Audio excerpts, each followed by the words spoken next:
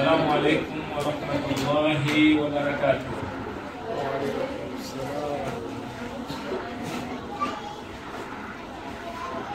الحمد لله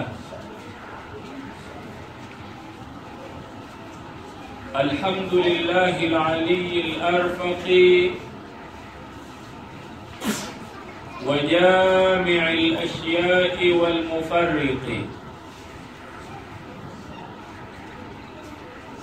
ذي النعم الواسعة الغزيرة والحكم الباهرة الكثيرة، ثم الصلاة مع سلام دائم على الرسول القرشي الخاتم وآله وصحبه الأبرار الحائز مراتب الفخار. أما بعد،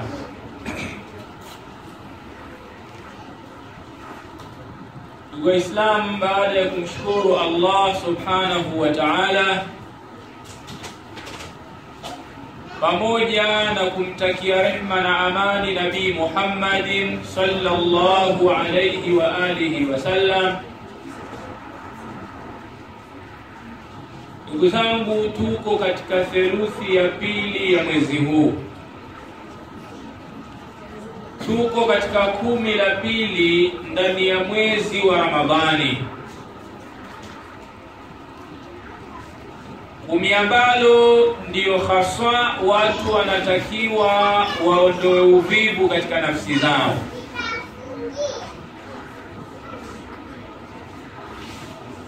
Na asili ya wanadamu mara nyingi huwa ni uvivu, na mtu huwa anajikuta kuwa anatoka katika uvivu, anajitahidi kufanya jambo fulani baada ya kufahamu faida na manufaa ya hicho kitu anachokifanya. Mtu akijua faida za jambo fulani, ni dhahiri kuwa atakazana katika hilo jambo kwa kuwa faida zake amezifahamu. Sasa kwa kuwa lengo letu, kwa kuwa mazungumzo yetu, kwa kuwa kuumbwa kwetu lengo ni ibada, na asilimia kubwa ya watu wamekuwa wavivu katika ibada, watu wamekuwa wavivu katika taa, tukaona kuna haja ya kuwafahamisha watu kwamba kama watamtii Allah subhanahu wa ta'ala watapata nini huko peponi, ambapo wameahidiwa kwa yule mwenye kumtii Allah subhanahu kwamba ataingizwa peponi. Hiyo pepo ikoje? Kwa hivyo biidhnillah subhanahu, leo tutazungumzia kitu miongoni mwa sifa za pepo. Leo tutazungumzia sehemu katika sifa za pepo. أيها الناس عباد الله، جاء في القرآن الكريم وصف الجنة. katika Qur'ani tukufu zimekuja baadhi ya sifa za pepo, wama fiha min an-na'imi was-sururi wal-maladhati. Kadhalika yameelezwa yale yanayopatikana ndani ya pepo katika neema mbalimbali, furaha mbalimbali, ladha na starehe mbalimbali, pamoja na ule umilele unaopatikana ndani ya pepo. Fallahu jalla wa ala dhakara awsaf aljannati fi alqur'ani alkarim.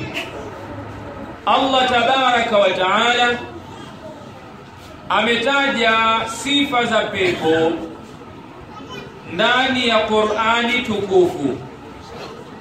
Wa dhakara an-nabiy sallallahu alayhi wasallam jumlatan min awsafiha aidan. Kadhalika mtume wetu Muhammad sallallahu alayhi wasallam naye ametaja jumla ya sifa za pepo. Lakini tunachotakiwa kutambua ni kwamba ma lam yadhkuruhu Allahu wala rasuluhu min awsafil janna a'zam wa a'zam.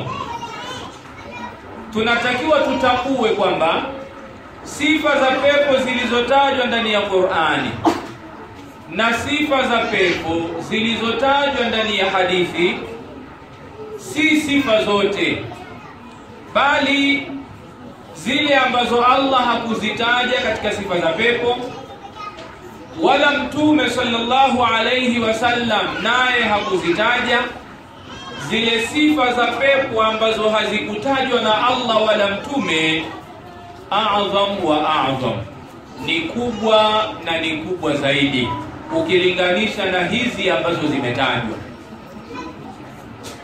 Ani zile sifa za pepo zilizotajwa kwamba katika pepo kuna mito, kuna mto wa pombe, kuna mto wa asali, kuna mto wa maziwa, kuna mto wa maji, kuna mahurul aini, sijui kuna nini, kuna mitende, zile sifa za pepo zilizotajwa ndani ya Qur'ani na ndani ya hadithi, hizo ni chache zaidi ukilinganisha na zile sifa za pepo ambazo hazikutajwa na Allah wala na Nabii Muhammad sallallahu alayhi wa alihi wasallam. Sasa kama zipo sifa za pepo ambazo hazikutajwa ndani ya Qur'ani wala ndani ya hadithi, kwa nini zimetajwa chache na zisitajwe nyingi? Asema fa inna uqula albashari, hakika akili za wanadamu, la tatahammalu ma fil janna,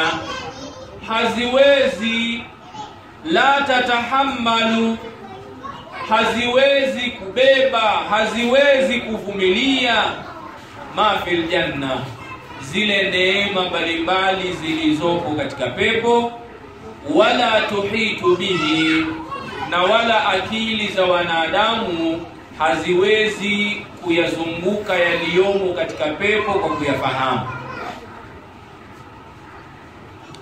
Falau hudithat anhu, lau hizo akili zetu hizi tulizonazo kama zingehadithiwa sifa zote za pepo, lama tasawwaratuhu, zisingeweza hata kupata picha.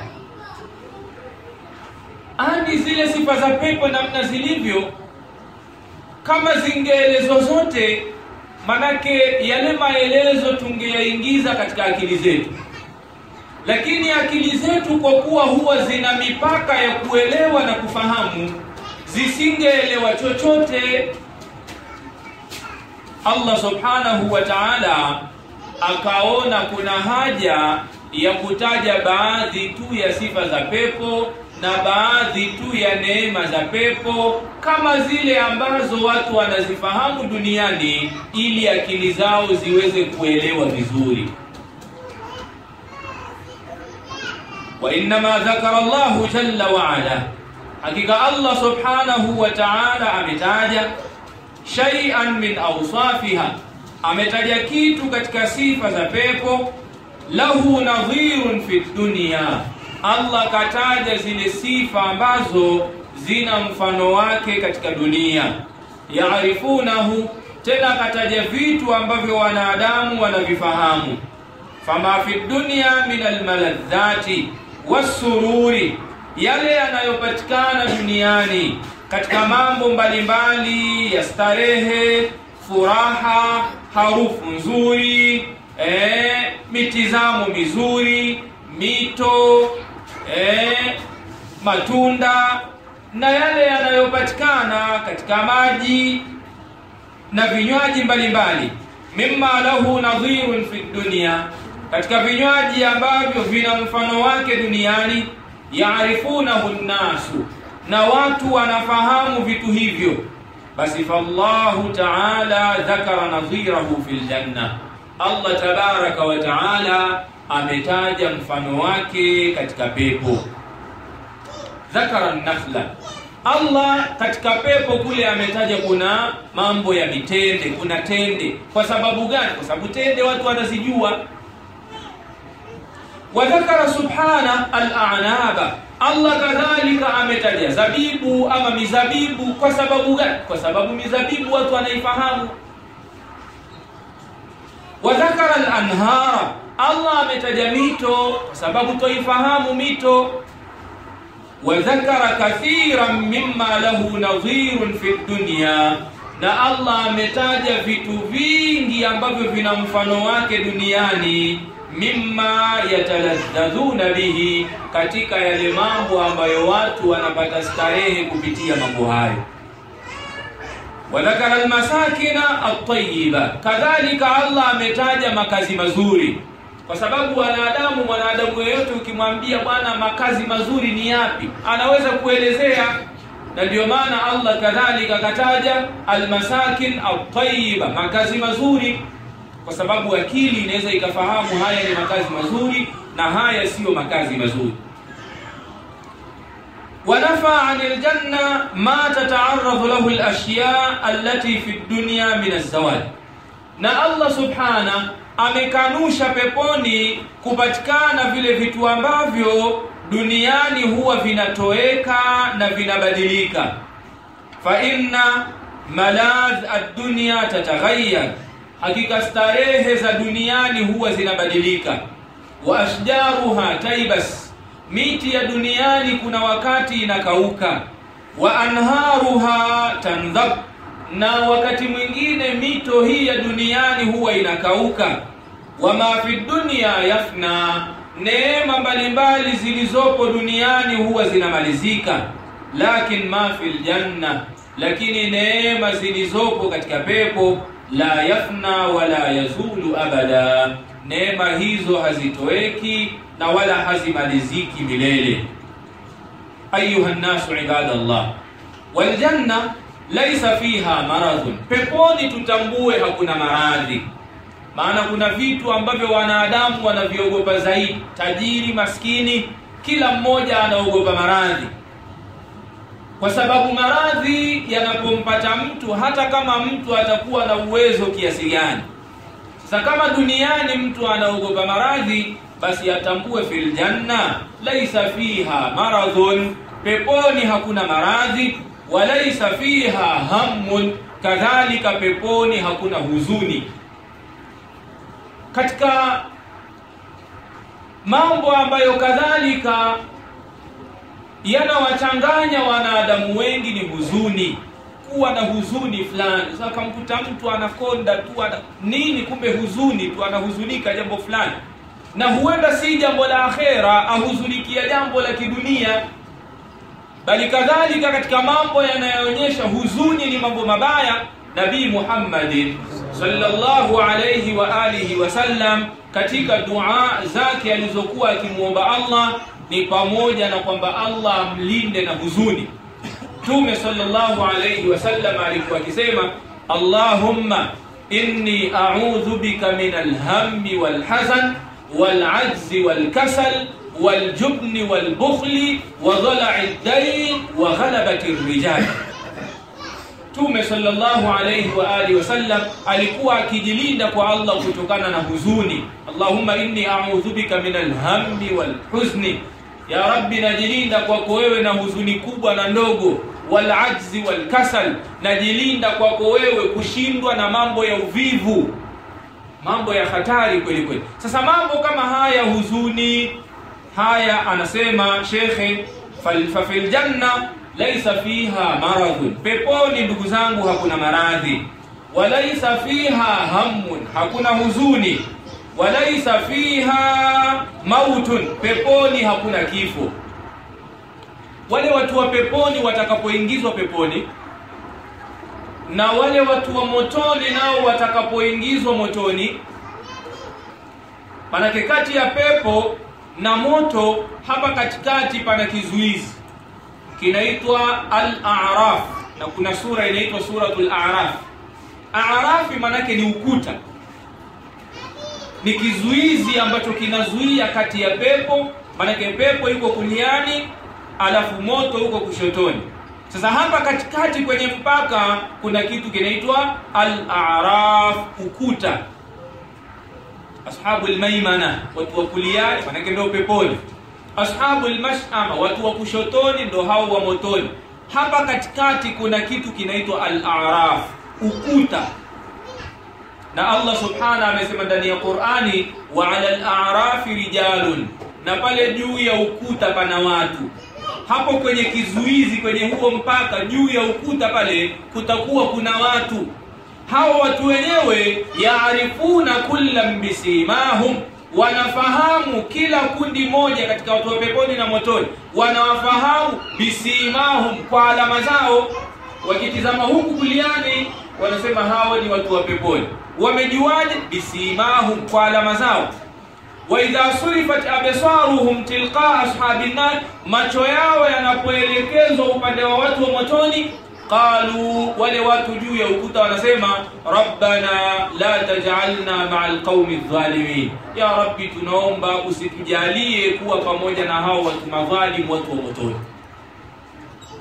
Sasa pale kati ya moto na pepo pale, baada ya kuwa hukumu imetolewa, watu wa peponi waingie peponi na watu wa motoni waingie motoni, Nabii Muhammad sallallahu alayhi wa alihi wasallam ameleta hadithi, ameleta maneno yake akisema, baada ya hukumu hiyo kutolewa, watu wameingia katika sehemu zao, thumma yu'ta al-mautu ala surati al-kabsh, umauti utaletwa, kifo kitaletwa. Sasa pale kati ya watu wa motoni na watu wa peponi kitaletwa katika sura ya kondoo.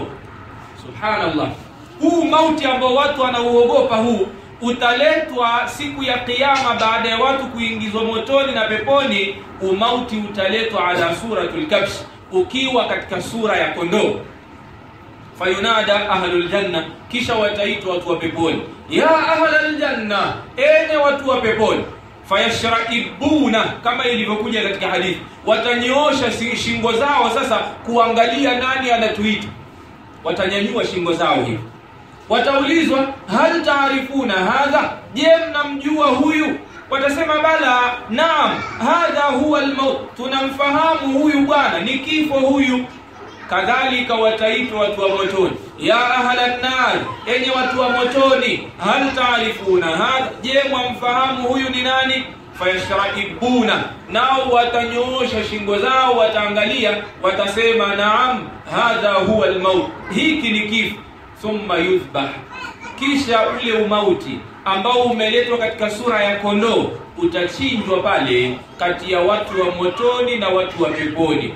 Kisha atanadi mwenye kunadi, atasema, ya ahlal janna khuludan fil janna bila maut, wa ya ahlan nar khuludan fil nar bila maut, au kama qala sallallahu alayhi wasallam.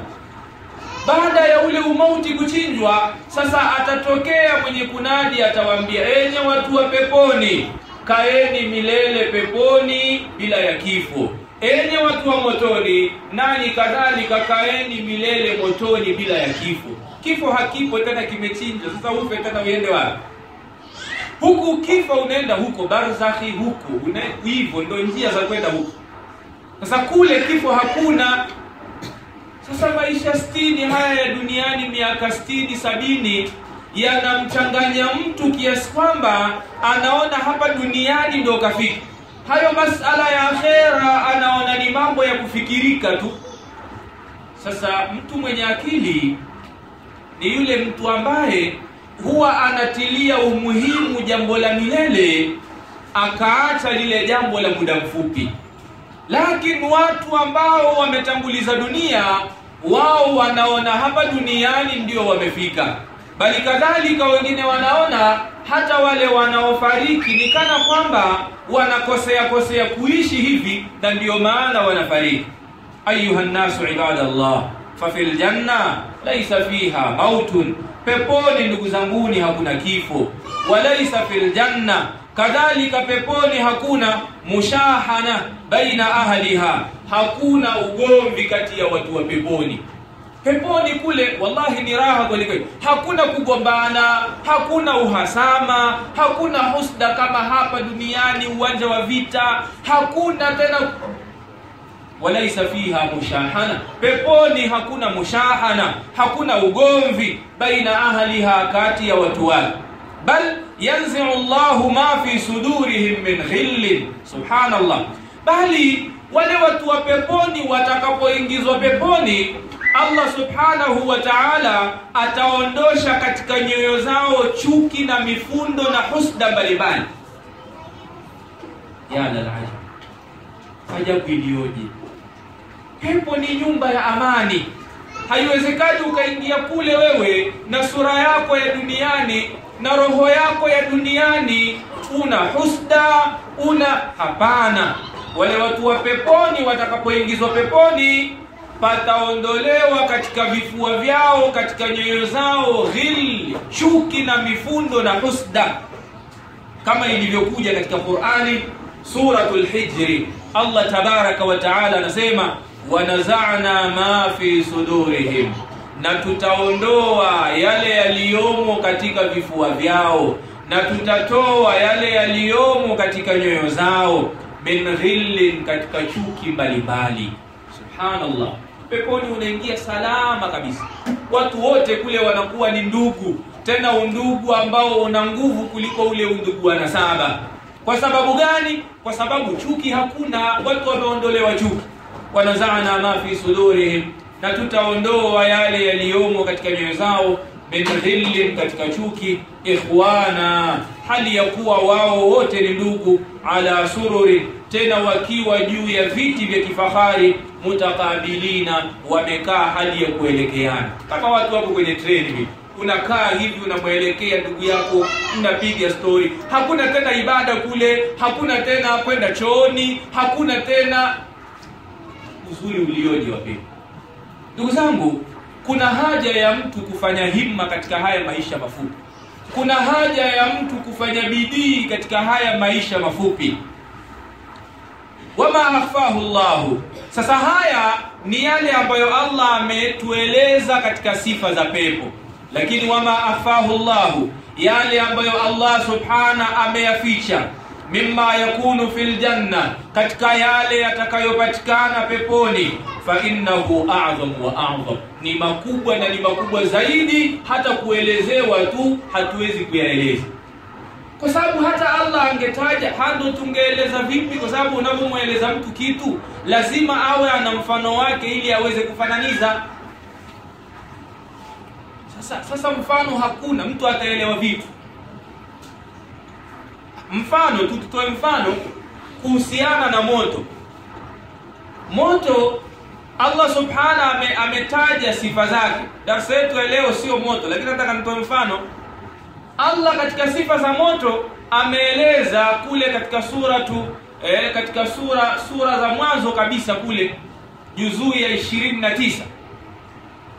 Allah ameeleza akisema, innaha, hakika huo moto, tarmi bisharari, unatupa cheche, kalqasri, kama majumba makubwa ya kifalme, yale mapalasi.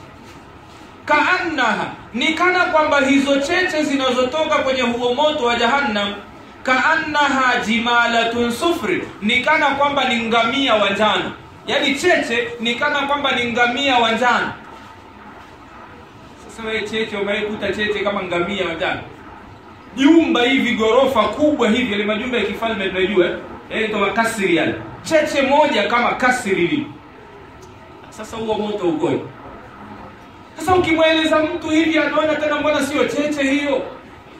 Sasa ndo tungeelezwa hizo sifa, ndo akili zisingeelewa. Allah akaona hawa wanadamu hawa, ngoja niwatajie tu yale wanaoyafahamu katika vitu ambavyo duniani wamezoea. Niwatajie tende kwa sababu wanakula, niwatajie tu zabibu kwa sababu zipo hapo Dodoma, hivyo. Lakini yale makubwa kabisa ambayo Allah subhanahu wa ta'ala ametuficha, anasema fa innahu a'zamu wa a'zam, ni makubwa zaidi na ni makubwa zaidi. Kwa nini katuficha? Lianna uqula albashari, kwa sababu akili za wanadamu la tatahammaluhu, haziwezi kuvumilia kuyabeba hayo. Allah anathibitisha hili ndani ya Qur'an, anasema katika suratu As-Sajda aya ya 17, Allah anasema fala ta'lamu nafsun, nafsi yoyote ile haifahamu ma ukhfiya lahum, yale ambayo hizo nafsi zimefichiwa, min qurrata ayunin, katika yale mambo yenye kufurahisha macho huko peponi, jazaan, hali ya kuwa ni malipo hayo, bima kanu yaamalun, kwa sababu ya yale waliokuwa wakiyatenda duniani. Ndugu zangu, pepo ina habari kubwa kweli kweli. Yale ambayo tumefichiwa, ambayo hatufahamu, hatukuelezewa, yale ni makubwa zaidi. Bali kadhalika Nabii Muhammad sallallahu alayhi wa alihi wasallam akasema, inna fil janna, hakika peponi, ma la ainun ra'at, kuna mambo ambayo jicho la mwanadamu halijawahi kuona. Jicho la mwanadamu yeyote yule hajawahi kuona, wala udhunun sami'at, wala sikio la mwanadamu halijawahi kusikia, wala khatara ala qalbi bashari, wala kuna mambo ambayo hata katika kufikirika tu kwenye akili na mioyo ya wanadamu hawajawahi kufikiria tangu wazaliwa. Sasa ndio jambo gani hili? Ndio huwezi kuelewa, kwa sababu akili yako ikielezwa kwa kuwa ina mipaka, huwezi kufanya nini? Siku moja shekhe mmoja alikuwa darasani, nataka nionyeshe kwamba akili zetu huwa zina mipaka. Yule shekhe alipokuwa akizungumza, alikuwa anazungumzia habari za pepo. Jamani, pepo Allah subhanahu ametaja ndani ya Qur'ani kwamba ardhuha as-samawati wal ardh, upana wa pepo ni sawasawa na huu upana wa mbingu zote saba na ardhi zote saba. Hizi ardhi moja ziwe saba sasa, na hizi mbingu nazo ziwe saba, ndio upana wa nini? Wa pepo. Sabana mmoja akakaa kwa akili yake, akafikiria, akanyosha mkono, akamwambia shekhe, sasa mnatuambia kuna moto na kuna pepo. Sasa kwa mujibu wa maelezo yako, mbona inaonekana pepo ishamaliza eneo lote, moto utakaa wapi?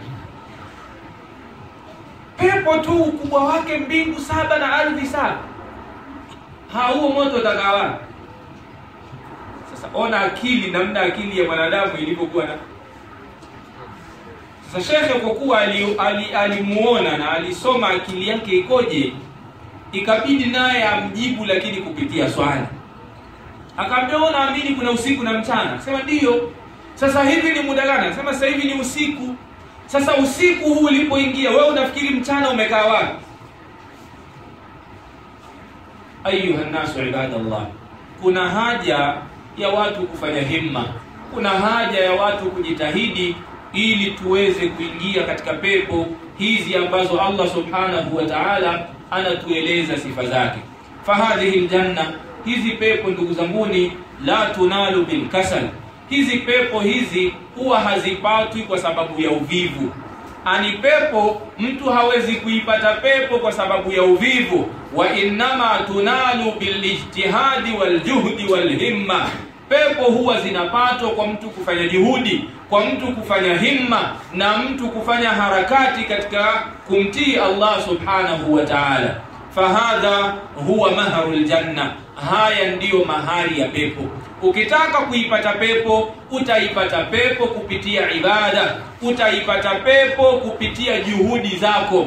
Lakini uvivu utakupeleka motoni, maasi yatakupeleka motoni, na maasi kadhalika ndiyo sababu ya machafuko yote na maradhi yote na kila kitu tunachokiona hapa duniani na kile kibaya kitakachomkuta mtu akhera. Sababu yake ni maasi na sababu yake ni madhambi. Ndio mnaona kwamba kilichomtoa Nabiullahi Adam peponi ni maasi. Aliambiwa usiende kula mti, yeye kilichomtoa Ibilisi alayhi laana katika ufalme wa mbinguni ni maasi, kilichomwangamiza Firauni ni maasi, kilichoangamiza qura Lutia, miji ile ya Nabiullahi Luti, ardhi ikageuzwa juu kukawa chini, chini kukawa juu, hata sami'atil malaikatu nabiha kilabi, mpaka malaika wakasikia sauti za mbwa wao, ni maasi. Maasi ndiyo sababu ya machafuko yote tunayoyaona duniani, na ndiyo sababu ya maafa yatakayomkuta mtu akhera. Tunamuomba Allah subhanahu wa ta'ala atupe taufiki ya kudumu katika taa na ibada, ili tuweze kuingia katika pepo yake. Innahu waliyyu dhalika wal qadiru alayhi. Wassalamu alaykum wa rahmatullahi wa barakatuh.